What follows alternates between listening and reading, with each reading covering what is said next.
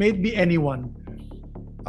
As a Filipino citizen, deprived of liberty abroad, we always grant help that we can.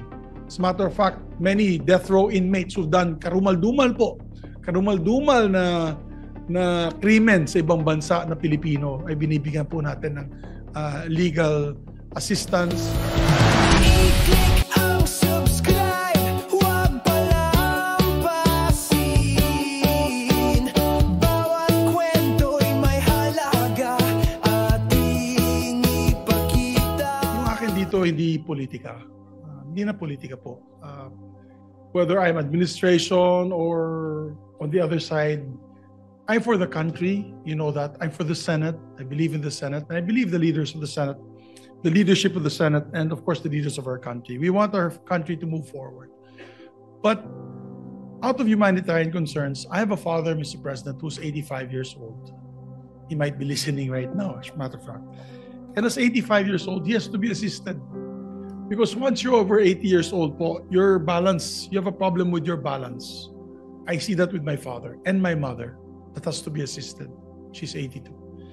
Mr. President, yung tatay ko may medyo hindi na early stage dementia kasi minsan nakakalimot na rin siya sa mga anak niya. At talagang pag ganun ang stage, pati gamot nakakalimutan niya. So imagine you have a leader, former leader of the president, on isolation in that area na not assisted. Talagang madideteriorate yung tao.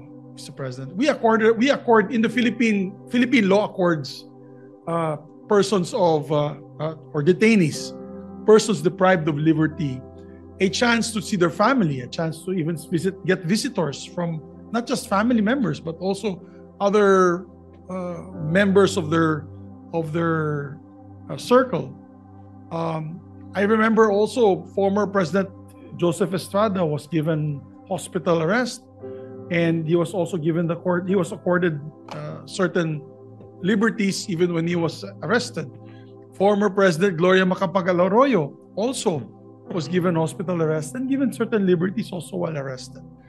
Ako, hindi na po ito politika. Huwag nyo nang isipin, DDS o Marcos or kabila. Hindi po. Ito po, I'm speaking as a son who has a father that has the same illnesses that the president is feeling right now.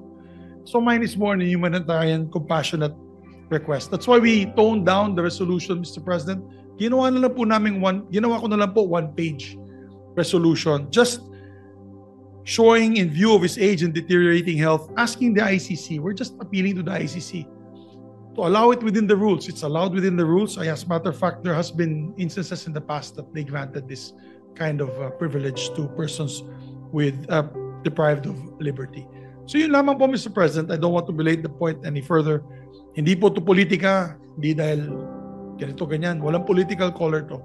It's just for humanitarian reasons, Mr. President. I know some of the families who are victims who would probably be angry at me, and I understand that. Pero yung akin siguro, if the position was done on anybody, sabi nga ni Senator Alan, may it be anyone, as a Filipino citizen, deprived of liberty abroad, we always grant help that we can. As a matter of fact, many death row inmates who've done karumal-dumal na krimen sa ibang bansa na Pilipino ay binibigyan po natin ng legal assistance, and also we try to push for their clemency. As a matter of fact, marami pong binigyan ng clemency in Middle East countries requested by the President. So, yun lamang po, Mr. President. And maraming salamat sa ating mga kapatid na nakikinig po.